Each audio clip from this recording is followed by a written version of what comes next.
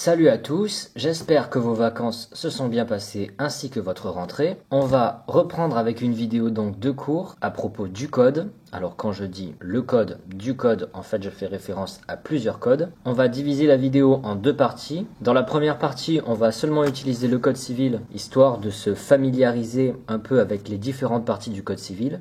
Et dans une seconde partie, on fera en fait une simulation de recherche juridique dans plusieurs codes et dans plusieurs matières. On utilisera le code civil pour le droit des personnes, le droit de la famille, le droit des obligations et le droit de la responsabilité civile. Donc ce sont des matières qu'on voit en L1 et en L2. On utilisera aussi le code pénal pour faire une recherche en droit pénal général, le code de commerce pour faire une recherche en droit commercial, le code de procédure pénale pour faire une recherche en procédure pénale et le code de procédure civile pour faire une recherche en procédure civile. Le but de cette seconde partie sera en fait d'arriver à ses fins, c'est-à-dire de trouver sa réponse, mais aussi déjà de ne pas louper un texte qui pourrait être important et de ne pas, d'autre part, utiliser un texte qui lui serait hors sujet. Voilà. Donc on va commencer avec la première partie. Si vous voulez passer cette partie, je vais mettre un bouton en bas à droite de la vidéo et vous aurez juste à cliquer dessus pour aller à la seconde partie. Donc on commence à ouvrir notre code. Ok. Donc bon, tout d'abord on a une liste des abréviations. Ces abréviations, on les retrouve dans les références jurisprudentielles et doctrinales dont on parlera plutôt... Oui, dans la partie 1, mais un peu plus tard. Donc si vous voyez des fois des abréviations, vous ne savez pas ce que ça veut dire, et que vous avez besoin de connaître la signification, il suffit d'aller au début du code, et là, vous en avez quand même un bon paquet.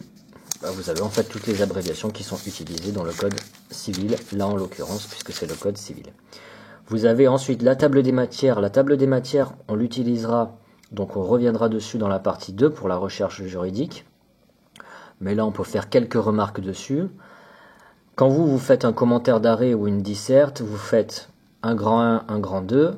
Dans le grand 1, vous mettez grand A, grand B. Et des fois, vous mettez dans votre grand A, petit 1, petit 2. Donc, il y a différentes sous-divisions. Là, c'est pareil, il y a différentes sous-divisions. La plus grande division, c'est le livre. Le code civil est déjà divisé en plusieurs livres. Vous voyez là, livre premier des personnes. Et un livre est divisé en plusieurs titres. Ensuite, les titres eux-mêmes sont divisés en chapitres, les chapitres en sections et les sections en paragraphes, et ça ne va pas plus loin. Alors, il est important, à mon sens, d'utiliser un code qui, dans sa table des matières, donc dans son sommaire, ici, présente quand même d'importantes sous-divisions. Vous voyez, si ça s'arrête au titre, même au chapitre, le problème, c'est qu'on ne pourra pas avoir une vision d'ensemble du code. Or, le code, c'est quand même volumineux, hein. Il y a beaucoup de pages.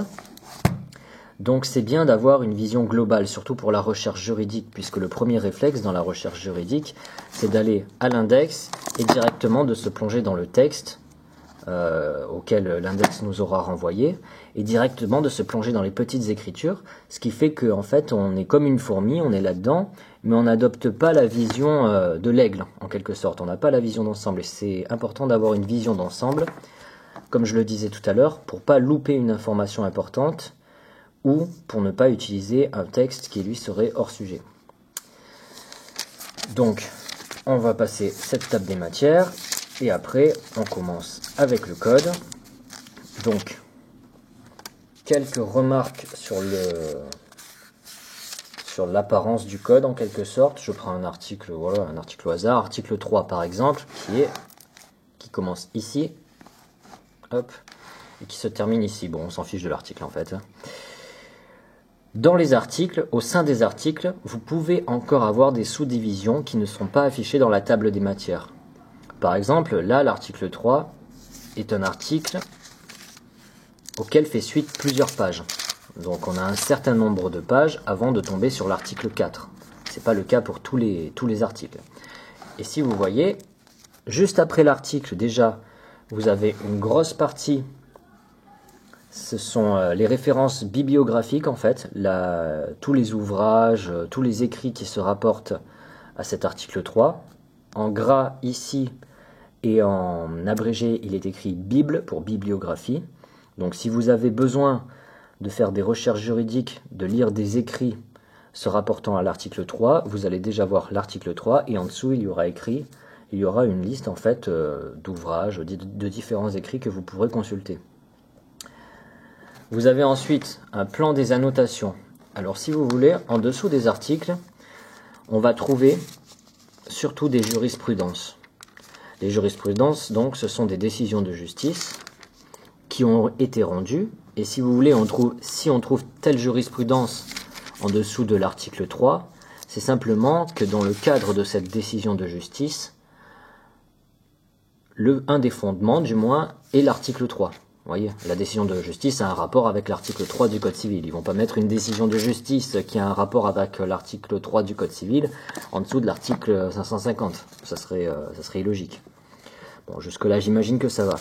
Quand il y a une table, enfin un plan des annotations comme ici, donc dans le cadre de l'article 3, c'est que il y a eu beaucoup de décisions de justice relativement à l'article 3 et qu'il y a eu beaucoup différents, et beaucoup de points de droit d'aborder. Donc en fait, là vous voyez, vous avez encore des titres, grand 1, grand 2, grand A, etc. Si on prend une jurisprudence, là vous avez donc la portée de l'arrêt, la référence de la jurisprudence si vous voulez rechercher l'arrêt, et bon là en l'occurrence pour cette jurisprudence là il n'y en a pas, mais juste après, si vous avez une petite plume, vous aurez une précision, il y aura écrit tel auteur a ajouté une précision, sa vision personnelle sur tel arrêt, dans telle revue, dans tel ouvrage, etc. Donc, et le schéma en fait est le même pour tous les articles du Code civil. Voyez. Donc tout simplement entre guillemets.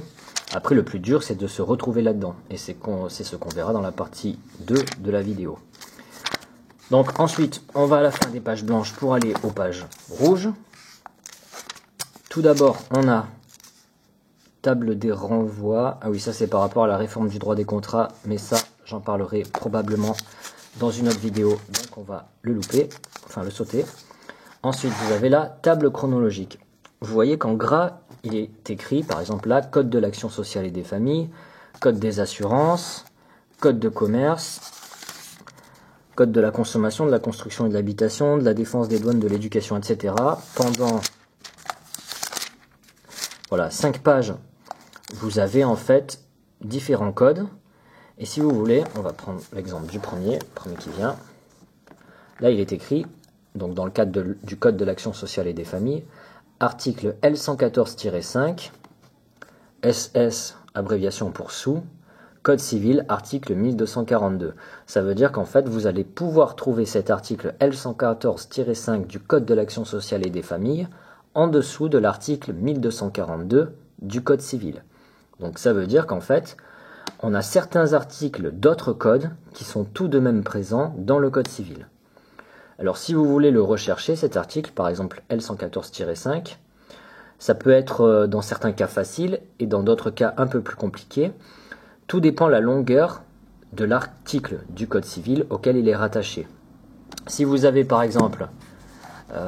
s'il est précisé que l'article en question du Code de l'action sociale et des familles est sous l'article, je dis n'importe quoi, 10 du Code civil, que l'article 10, il représente ça en espace, que vous avez un peu de jurisprudence en dessous, et que de suite après on a l'article 11, bon ça va être facile pour trouver l'article L114-5 de l'autre code, du Code de l'action sociale et des familles, puisque bon, les deux articles sont rapprochés. On va aller directement sous l'article 10, et bon, vu que l'article 11 est là, ça va être là au milieu.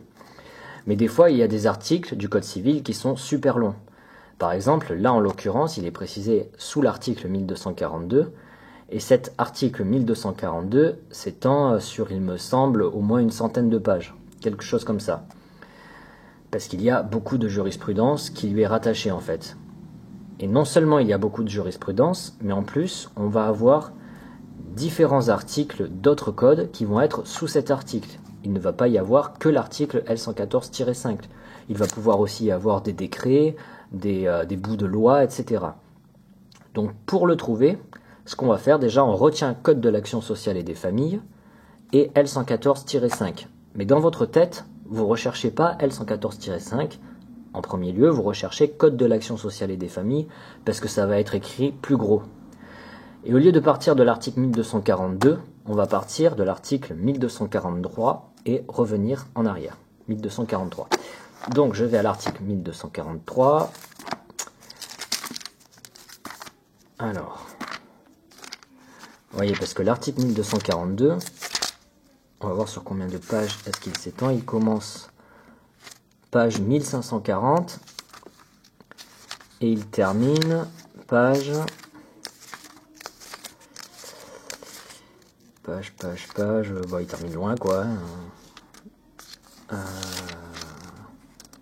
Là, 1649. Donc voilà, plus de 100 pages. Donc là, on a notre article 1243.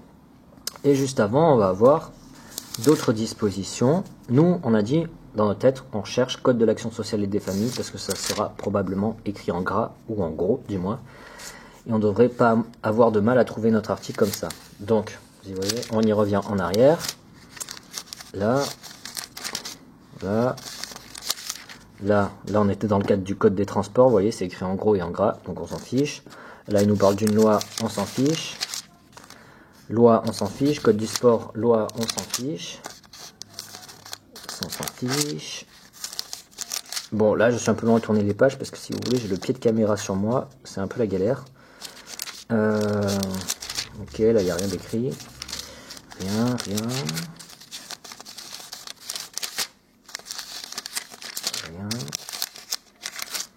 On va y arriver. Plan des annotations, blablabla. Code de la santé publique, c'est pas ça. Nous, on a dit de l'action sociale et des familles. Code minier, code de l'éducation, on s'en fiche. Code des assurances, on s'en fout. Code de l'action sociale et des familles, ce que vous voyez. Et dessous, on a de suite notre L114-5. Donc pas besoin de se plonger. Vous voyez, on a adopté une vision d'ensemble là. Et voilà, vous avez trouvé votre article. Vous pouvez faire de même pour tous les autres articles qui sont ici, dans cette partie-là, table chronologique. Et voilà. Si vous avez besoin de rechercher un article qui n'est pas du code civil, mais qui se trouve cependant dans ce code-là. Après ceci, on a différentes lois. Alors là, ça va être plus simple pour rechercher, puisque pour la plupart des lois, comme vous le voyez en gras, il y est précisé le numéro de page. Donc, par exemple, si vous êtes en L2, au second semestre, plutôt en droit de la responsabilité, admettons, vous avez besoin de voir la loi Badinter, qui est ici, 5 juillet 85, vous avez là, page 1568, et vous aurez la loi en question. Donc vous avez quand même pas mal de lois.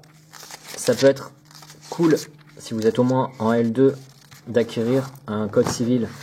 Enfin, ça peut être cool, c'est un peu obligatoire en fait. Édition 2017, puisque vous avez la réforme du droit des contrats. Déjà, les articles ont été modifiés, et en plus, vous pourrez consulter normalement l'ordonnance qui date de 2016. Voilà, ordonnance 10 février 2016. Vous voyez, là aussi vous avez une vision d'ensemble de l'ordonnance avec différentes pages écrites en gras. Bref. Et après vous avez votre index dont on va se servir dans la partie 2. Et comme il n'y a rien après l'index, on va pouvoir commencer la partie 2. Je crois qu'il n'y a rien après l'index du moins. Voilà, on a juste des pages blanches sur lesquelles on peut écrire des pompes. Non, je rigole. Donc pour cette partie 2, on va tout d'abord rester sur notre code civil et effectuer une recherche en droit des personnes qui est vue normalement en L1 semestre 1. Admettons, vous êtes un transsexuel, vous avez fait une opération vous ayant permis de changer de sexe et vous voulez que soit au niveau des actes d'état civil, préciser cette modification. Admettons, vous étiez un homme, désormais vous êtes une femme et vous voulez que ce soit précisé sur les différents actes d'état civil. Et vous voulez effectuer une recherche à ce sujet. Alors, on va tout d'abord à l'index. Donc, qu'est-ce qui nous intéresse là? J'ai dit quoi? État civil, acte d'état civil, transsexualisme, sexe, puisqu'on veut faire modifier son sexe. Donc, on cherche à quoi? On va chercher à état civil. A, B, C, D.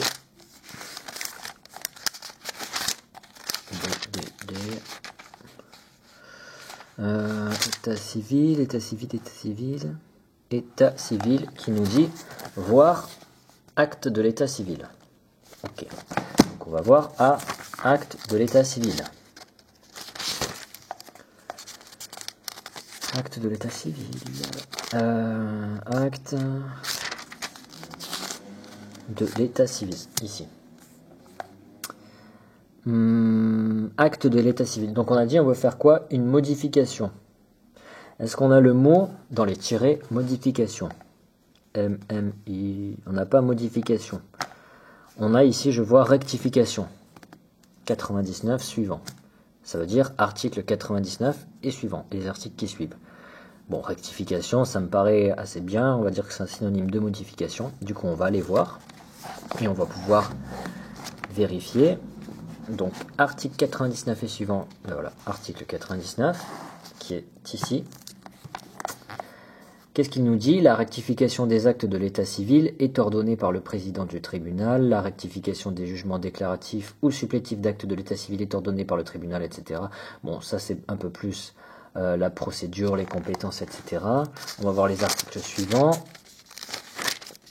99-1. Alors, il est là. Les personnes habilitées à exercer les fonctions d'officier, on s'en fiche. Toute rectification judiciaire ou administrative, on s'en fiche. Donc, pour ce qui est des articles, ça va jusque-là, c'est assez large. Déjà, est-ce qu'on peut pas aller voir ensuite aux articles 102, 103, 104, ou à l'inverse, article 98, etc. Ben, si vous n'en savez rien, vous allez voir votre sommaire. On était dans le cadre de l'article 99. Vous cherchez article 99. Ici, donc ça, ce sont d'anciens trucs. Ici, ce sont les articles qui sont précisés, donc vous cherchez le numéro 99 et vous verrez à quel titre il se rapporte. C'est ici. De la rectification des actes de l'état civil 99 à 101. Donc tout ce qui est rectification des actes d'état civil, de l'état civil, s'étend des articles 99 à 101. Pas besoin d'aller voir ensuite 102 puisque ça parle du domicile, ça n'a rien à voir pour ce qui est de notre recherche. Et ce qui est avant, 98, ici, les personnes nées à l'étranger, bon ben voilà, c'est pas quelqu'un qui veut faire modifier quelque chose sur son acte d'état civil. Donc déjà, vous vous limitez aux articles 99 à 101. Si vous utilisez 102, 103 ou 98, 97 dans le cadre de cette recherche-là, ça peut être une question qui vous est posée, ben vous serez hors sujet. Donc vous savez que vous ne devez pas dépasser ces articles-là. Donc on y retourne. Mais nous, on a dit, ces articles sont quand même assez généraux. Et nous, on veut quelque chose de plus précis. Donc c'est un transsexuel qui veut faire modifier son sexe sur ses actes d'état civil. Comme je le disais tout à l'heure, on a des sous-divisions dans les articles. Ce sont les jurisprudences. C'est ce qui est en dessous des articles. Donc on va chercher dans les différents titres déjà, des jurisprudences, les différents titres qui sont affectés aux jurisprudences, s'il y a un mot-clé qui nous parle. Transsexualisme, sexe, quelque chose comme ça. Donc on lit tous les titres d'abord, enfin on les lit rapidement, qu'ils soient en gras ou non, ils sont encadrés ou en gras en fait. Vous voyez. Donc domaine, distinction des actions et rectification des A1, actions relevant de l'article 99. Moi je cherche là plutôt transsexualisme en fait. Là on a cas des demandes de modification de la mention du sexe, mais en dessous on n'a que de la bibliographie, donc c'est si vous voulez lire des écrits là-dessus. Et là juste en dessous on a transsexualisme. Donc c'est un petit 1 qui est dans le cadre de ce C-là, donc cas des demandes de modification de la mention du sexe. Donc oui, en fait c'est ça, c'est notre recherche. Notre recherche, et là c'est quand on est transsexuel. Ensuite, on a encore un petit titre, reconnaissance par la Cour européenne des droits de l'homme du transsexualisme. Petit 11 ici, changement juridique du sexe, principe. Et là, vous aurez des jurisprudences concernant le changement juridique de sexe. Donc là, en gros, bon, on va pas rentrer dans les détails, on va pas commencer à lire toutes les jurisprudences, parce qu'on va faire d'autres recherches. Mais vous avez votre réponse là-dedans, en fait. Voilà. Ensuite, on va se poser une autre question en droit de la famille. Cette fois-ci, qui est vu pour la première fois en général au semestre 2 de la L1, on va se demander si un époux trompé, donc on est dans le cadre de l'adultère, peut obtenir le divorce. Bon, là en l'occurrence ça serait du moins un divorce pour faute. Donc ce qu'on va faire, on retrouve à notre index, on va aller chercher, bon bah là ça paraît logique, à divorce. On va pas chercher à adultère, on va déjà chercher à divorce. Divorce, c'est ici, tout en bas là, et ça continue sûrement derrière. Enfin oui, ça continue derrière. Ok, donc c'est assez long. Alors, qu'est-ce qu'on va chercher? On pourrait chercher adultère, on pourrait chercher faute, divorce pour faute quoi. Et si on trouve aucun des deux, ce qu'on peut faire... Alors, on va chercher adultère déjà. Adultère, bon bah ça y est pas puisque c'est dans l'ordre alphabétique et que ça commence par altération. On va chercher divorce pour faute ou faute. Faute, ici. 242 et suivant. Bon, on va aller à l'article 242 et suivant. On va vérifier qu'on est bien dans le cadre du divorce pour faute. Parce que bon, si vous connaissez un peu votre cours quand même, quand on se fait tromper en général, on ne demande pas un divorce par consentement mutuel. Bon bah là, pas besoin d'aller au sommaire pour le coup, puisque là il est écrit d'entrée de jeu, j'ai pris l'article 242 en fait. Juste au-dessus il est écrit du divorce pour faute, donc déjà on est pas mal dans notre recherche. Et là, bah, je l'ai trouvé sans faire exprès on va dire, puisque c'est juste à côté, il est écrit en gras adultère. Et là-dedans, pareil, vous aurez vos réponses. On a différents cas de jurisprudence. En fait, on a différentes jurisprudences parce que toutes les situations ne sont pas les mêmes. Après, vous, si vous avez un client qui vous dit ceci, vous allez essayer de trouver la situation qui se rapproche le plus de la sienne. Voilà, pour ne pas être hors sujet quand vous allez citer les articles, etc., pour ne pas prendre le risque d'être hors sujet, surtout si vous êtes stressé ou quoi, vous avez tendance à tourner trop de pages, vous allez à votre sommaire, vous cherchez, donc on est dans le cadre de l'article 242, article 242, là on tombe sur l'article 242, le titre qui est rattaché c'est du divorce pour faute, c'est le titre qu'on avait vu, de l'article 242 à 246. Ok, donc vous n'allez pas devoir dépasser l'article 246, ni l'article 242 dans le cadre du divorce pour faute. Sinon à 247, vous tombez sur des modifications du fondement d'une demande en divorce, et en dessous de 242, un autre cas de divorce, le divorce pour altération définitive du lien conjugal, enfin dans tous les cas ça va être hors sujet. Voilà. Ensuite, autre matière, toujours dans le code civil, en droit des obligations, qu'on voit en L2 premier semestre, normalement, il existe par exemple des vices du consentement. On conclut des contrats et on veut obtenir au final la nullité du contrat, donc avec effet rétroactif. J'ai fait une vidéo là-dessus sur la nullité, la résolution, la résiliation, etc. et d'autres notions comme ça. On veut obtenir là en l'occurrence la nullité du contrat, car on estime que notre consentement a été vicié. Et il se trouve que, en fait, on veut obtenir nullité du contrat, car en fait on a fait une erreur sur la valeur de la chose qu'on a achetée. Et on va chercher dans le code si cette erreur sur la valeur est une cause de nullité du contrat. Est-ce qu'on va pouvoir obtenir la nullité du contrat grâce à une erreur sur la valeur? Donc ce qu'on fait, on va dans notre index, toujours pareil. Donc les mots-clés là c'est quoi? Vice du consentement, contrat, erreur. Bon, on va chercher le plus général, à savoir, alors ce serait soit contrat, soit vice du consentement. Je pense qu'on devrait trouver vice du consentement. Donc on va aller dans directement vice du consentement. Voilà, vice du consentement, ici. Premier tiré, contrat, c'est ce qui nous intéresse, puisqu'après on a libéralité, mariage, partage, société, succession, on s'en fiche. Article 1129, donc c'est pour les articles nouveaux, nouveaux et suivants. Enfin, article 1129 et suivant. Donc on va à notre article 1129. Où est-il? 1129. 1129. Alors là, juste au-dessus, on voit qu'on a un titre sur le consentement. On va aller voir, on va chercher en fait à avoir une vision un peu plus d'ensemble. On va dans notre sommaire 1129. 1129, ici, l'existence du consentement.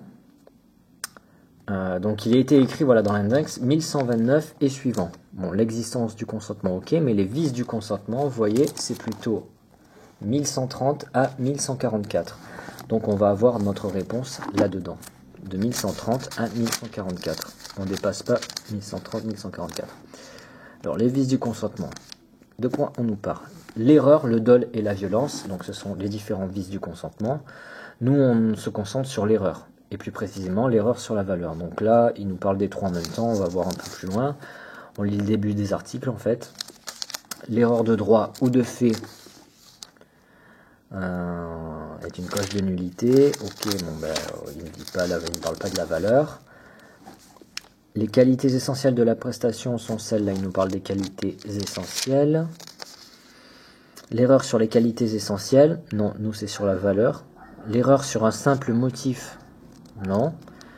L'erreur sur la valeur, ici, par laquelle, sans se tromper sur les qualités essentielles de la prestation, un contractant fait seulement de celle-ci une appréciation économique inexacte n'est pas une cause de nullité. Donc en gros, on ne peut pas obtenir nullité du contrat car on a fait à l'origine une erreur sur la valeur de la chose qu'on a achetée. Voilà, vous avez ici votre réponse. Vous aurez bien entendu plus de détails. Si on a par exemple un principe dans le texte, vous pourrez aussi parfois potentiellement trouver des tempéraments, des petites exceptions dans la jurisprudence en dessous, mais au moins vous avez trouvé votre texte. Ensuite, autre recherche, droit de la responsabilité civile, c'est ce qu'on voit en L2 semestre 2. Admettons, vous êtes parent d'un enfant qui a causé un dommage, mais donc vous risquez d'être tenu pour responsable, donc c'est la responsabilité des parents du fait de leurs enfants, mais sauf que vous ne voulez pas être tenu pour responsable, et vous voulez chercher dans quel cas vous ne serez pas responsable, donc quelles sont les causes d'exonération de votre responsabilité en fait. Donc là le mot quand même qui nous vient en tête, c'est quand même le mot responsabilité. C'est pas parent, enfant ou quoi, ce serait vraiment trop vaste. Donc on va aller à responsabilité. En fait, c'est un article dont on a parlé dans la partie 1, mais bon, je recherche quand même. Alors, on a ici responsabilité contractuelle et ici responsabilité délictuelle et quasi délictuelle. Donc nous, c'est plutôt de la responsabilité délictuelle, hein. 1382, donc ça c'était l'ancien article, c'est précisé d'ailleurs, et maintenant 1240, nouveau et suivant. Donc on va aller à l'article 1240.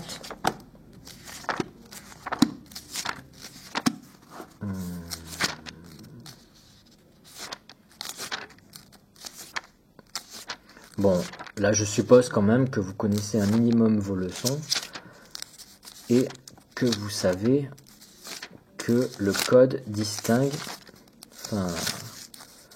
distingue la responsabilité personnelle de la responsabilité du fait de, et que donc ces responsabilités, on les trouve dans des articles différents. De toute façon, on va aller voir le sommaire, ce qu'il nous dit. Bon, c'est 1240 là. 1240. Tout fait quelconque de l'homme qui cause à autrui un dommage oblige celui par la faute duquel il est arrivé à le réparer. C'est l'ancien article 1382 en fait. Donc, on va aller quand même à notre sommaire, allez. 1240. 1240. La responsabilité extra-contractuelle. Donc là, on n'a que deux sous-divisions, extra-contractuelle en général et du fait des produits défectueux. Bon, nous, les produits défectueux, ça ne nous intéresse pas, donc on va trouver notre réponse dans ce chapitre 1 qui s'étend de l'article 1240 à 1244. Donc pas besoin d'aller plus loin. Donc 1244, on a vu qu'il ne nous parle pas des parents. 1240 je veux dire, on a vu qu'il ne nous parle pas des parents. 1241, bon, c'est l'ancien article 1383 en fait. Où c'est qu'il est cet article? Là. Chacun est responsable du dommage qu'il a causé non seulement par son fait, mais encore par sa négligence ou par son imprudence. Bon, il ne nous parle pas des parents. On va aller voir l'article 1242. C'est celui qu'on avait vu dans la première partie de la vidéo qui s'étendait sur donc une centaine de pages. Et là, on risque d'avoir notre réponse. 1242, il est ici. Et là, on a un plan des annotations. On va chercher responsabilité des parents. Alors, du fait des choses, c'est pas ça. Du fait d'autrui, ça sort. On est chaud, on se rapproche. Responsabilité spéciale, communication d'incendie, responsabilité des parents. Numéro en rouge 65 à 74 terre. Donc en fait, ça ce sont les petites numérotations des petits titres, des petits paragraphes des jurisprudences. Donc 65 à 74. Je rappelle, nous on cherche cause d'exonération de la responsabilité des parents du fait de leurs enfants. Donc là, on a un petit 20, nous on cherche 65, on tourne, 30, on tourne, etc., 40, 54, je dis 65 à 74 je crois, voilà. Ici on a notre titre responsabilité des parents, on va lire nos titres en gras. Condamnation personnelle du mineur, non. Condamnation, caractère alternatif des régimes de responsabilité du fait d'autrui, non. Inapplicabilité de l'article machin, non. Minorité de l'enfant, non. Fait de l'enfant, on s'en fiche. Faculté de discernement, élément indifférent, on s'en fiche. Cohabitation, on s'en fiche. Cessation provisoire, responsabilité maintenue, donc c'est l'inverse de l'exonération. Divorce, on s'en fiche. Cessation de la cohabitation sans cause légitime, on s'en fiche. Séparation de fait des parents, on s'en fiche. Mesure d'assistance éducative, pareil. Et là, exonération des parents. Notre petit 74, et vous aurez votre réponse là-dedans. Seule la force majeure ou la faute de la victime peut exonérer le père de la responsabilité de plein droit encourue du fait des dommages causés par son fils mineur habitant avec lui. Seule la force majeure ou la faute de la victime. Voilà, vous avez votre réponse. Ensuite, on prend notre code de commerce, hop, et on va essayer de trouver en droit commercial des informations sur la durée du contrat de bail. Donc on est dans le cadre d'un bail commercial. Ok. On va à notre index.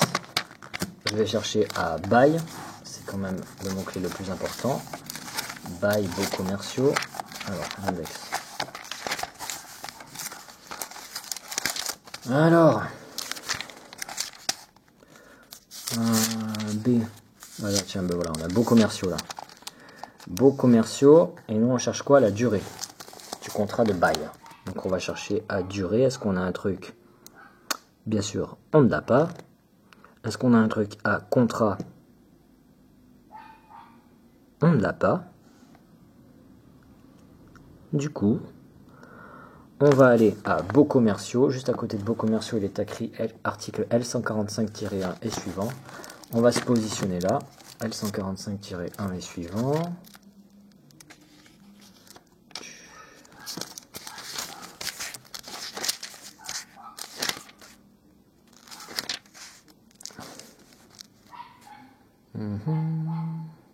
Donc, il est là l'article.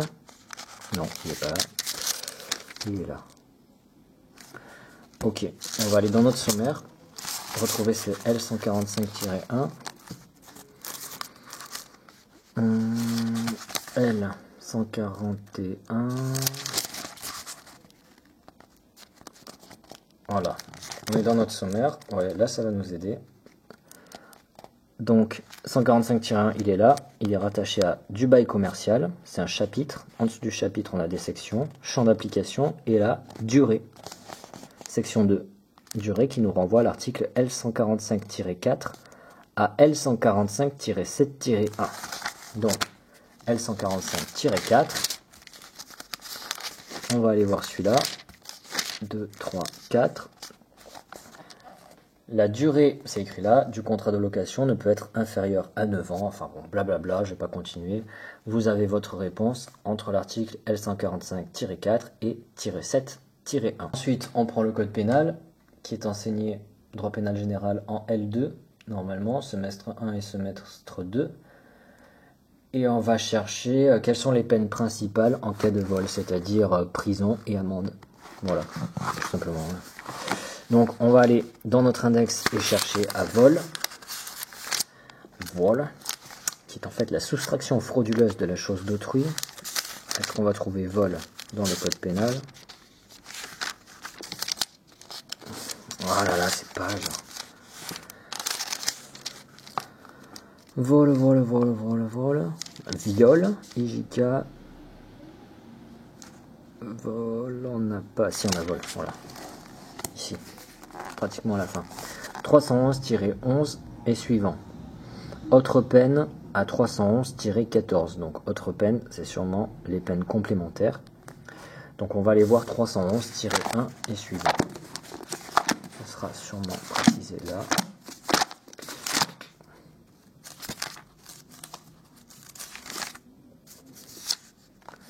Le vol, ici 311-1, le vol est la soustraction frauduleuse de la chose d'autrui, donc définition du vol. La soustraction frauduleuse d'énergie au préjudice d'autrui est aussi assimilée au vol. Alors vous avez tout un plan ici, donc c'est de la jurisprudence. Donc là, ça va plutôt être dans quelles conditions tel cas est considéré comme du vol. On va aller voir l'article suivant, 311-3. Nous, on cherche les peines, hein, on veut savoir en gros ce qu'on risque.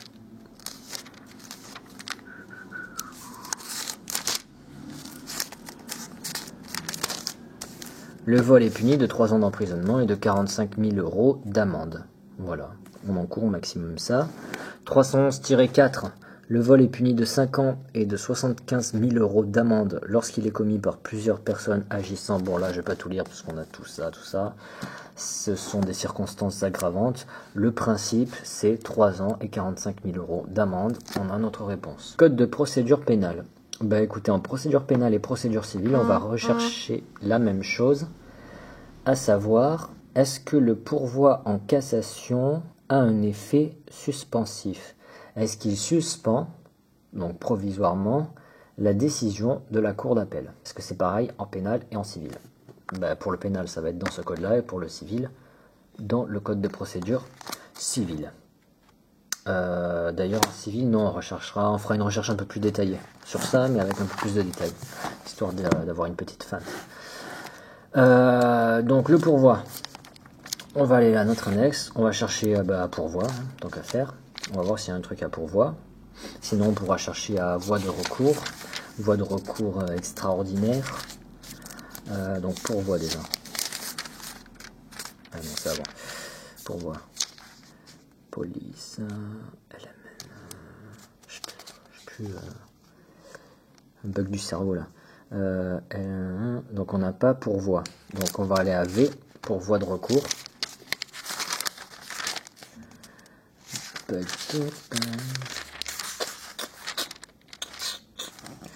V. On n'a pas voie de recours. Donc on va aller à R pour recours. J'aime bien nous faire chercher. Hein. Alors. P. Voilà.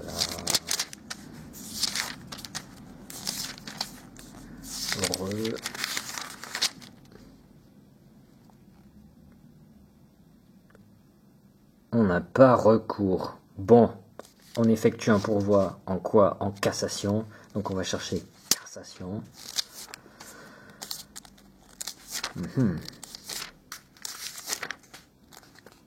Cassation. Bon, là il y avait appel décrit à A, donc il y a des chances qu'on trouve à cassation. Cassation, pourvoi en cassation. Ils font les feintes, ils écrivent à l'envers, comme les Américains, comme les Anglais. Bon, ok. 567 et suivant, qu'est-ce qu'on cherchait nous? Ah oui, l'effet suspensif. Donc dans les tirets, est-ce qu'il y a marqué suspensif ou effet? Effet, ben, il y a carrément écrit les deux. Effet suspensif. 569. On va à notre article 569. Et là, on va pouvoir avoir notre réponse. Ah bah c'était là, voie de recours, pourvoi en cassation. 567. 168. 109, il doit être par là. Là. Voilà. Pendant les délais du recours en cassation, et s'il y a eu recours, jusqu'au prononcé de l'arrêt de la Cour de cassation, il est sursis à l'exécution de l'arrêt de la Cour d'appel, sauf en ce qui concerne les condamnations civiles. Pour ça que je disais, on va faire une feinte pour le civil tout à l'heure. Et bon, à moins que l'achat, bon ça ce sont les exceptions, mais le principe c'est donc effet suspensif. C'était écrit là, je l'ai dit, il est sursis à l'exécution de l'arrêt de la Cour d'appel. Si on veut faire une recherche un peu plus poussée, admettons concernant l'assignation à résidence, est-ce que c'est écrit en dessous dans les alinéas suivants? Vous y voyez, plus ou moins. Le contrôle judiciaire et l'assignation à résidence avec surveillance électronique prennent fin. Donc, en gros, ça veut dire que s'il était assigné à résidence, ils ont effectué un pourvoi en cassation pour aller devant la chambre criminelle de la Cour de cassation. Et pendant les délais du recours en cassation, à ce moment-là, l'assignation à résidence prend fin. Ça veut dire qu'il peut sortir de chez lui, aller acheter des kebabs. Voilà. On va prendre le code de procédure civile. Et donc, on va chercher si en matière de nationalité, toutes les demandes relatives à la nationalité. Donc, pareil, on va chercher. Alors là, on a trouvé à quoi? On a trouvé à cassation. Donc, on va chercher pareil à cassation. Sauf que bien sûr, d'un code à l'autre, à tous les coups, il va nous faire une feinte. Cassation. C. Cassation pourvoi 1. Bon, ça va, il y a une logique quand même. Effet, nous on cherche quoi? Effet suspensif. Alors là, on n'a pas effet suspensif, mais on a effet tout court. 619 et suivant. On va aller à cet article et on va prier pour trouver un truc qui nous correspond. Et si ça ne nous correspond pas, on devra chercher ailleurs. Article 619 et suivant.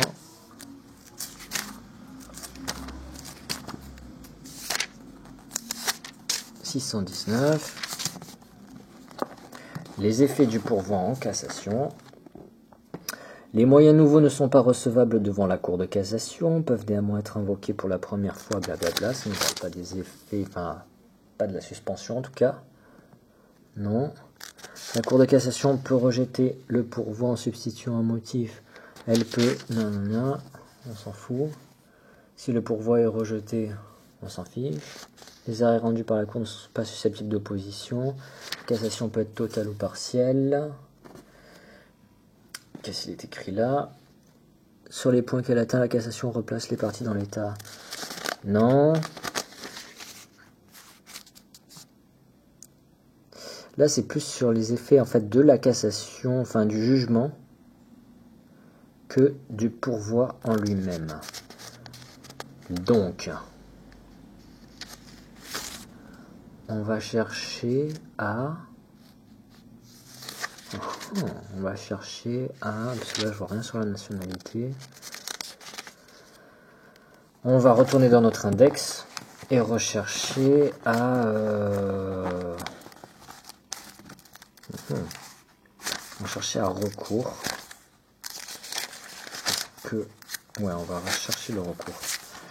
Recours, est-ce qu'il n'y a pas recours, c'est le recours extraordinaire, quelque chose comme ça. Recours en révision. Non. On va chercher à voie de recours. Voie de recours. C'est ici. Oula. C'est ici. Voie de recours. Effet suspensif. Vous voyez, effet suspensif 539, 579. Extraordinaire 579 et suivant. C'est ce qui nous concerne. Donc on va aller voir plutôt article 579. Et ouais, il faut penser à plein de mots-clés en fait. Quand vous ne trouvez pas, c'est ça qui peut ne pas être évident. Je sais plus à quel article on était tout à l'heure. En même temps, je suis pas allé voir le sommaire. Ouais, j'ai oublié d'aller voir le sommaire. On va aller le voir là et on va voir si ça nous aurait aidé. 579. Le recours par une voie extraordinaire et le délai ouvert pour l'exercer ne sont pas suspensifs d'exécution si la loi n'en dispose autrement. Donc le principe, pas d'effet suspensif. Et nous, on cherche en matière de nationalité. Pourquoi c'est pas écrit là? Les voies extraordinaires de recours ne sont ouvertes que dans les cas machin. Ok. Ah voilà. Voilà. Il faut bien lire. Hein. C'est des feinteurs. Hein. Vous avez votre article là. Et juste en dessous, en italique et pas en gras. Donc il y avait écrit à moins que la loi n'en dispose autrement. Cas exceptionnel de recours suspensif d'exécution. Donc les cas dans lesquels la suspension est autorisée par la loi, voir les articles 1121, 1122, 1045 et 1069 en matière de pourvoi en cassation. Donc on va aller voir ça, 1121, 1122, 1045, 1069. Alors 1121, on va aller voir. Dans l'ordre qu'il me donne. On va bien trouver notre nationalité là, puisque je sais que c'est une exception en fait.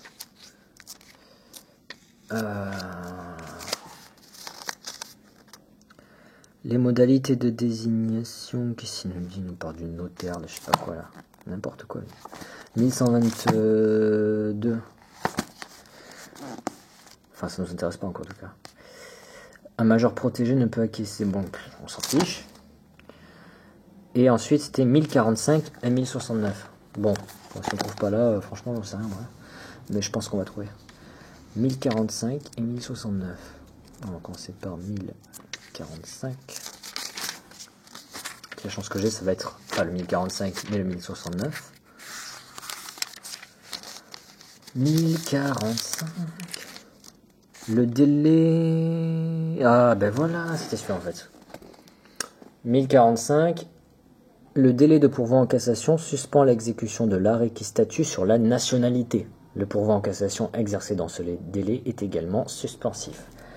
On a trouvé notre réponse. Voilà. Bon, j'espère que cette vidéo vous aura aidé. Donc pensez à utiliser l'index et les sommaires. Je prévois de faire d'autres vidéos. Les prochaines seront probablement sur les recherches juridiques, mais via les bases de données. Dallos, LexisNexis, tout ça. Une vidéo sur la réforme du droit des contrats. Et après, je réfléchis. Si vous voulez m'envoyer des suggestions de vidéos, allez-y. Mais je privilégie les vidéos générales, vous voyez. Ça, c'est général. La preuve, on a utilisé différents codes. Ça touche différentes années. Bon courage et à la prochaine.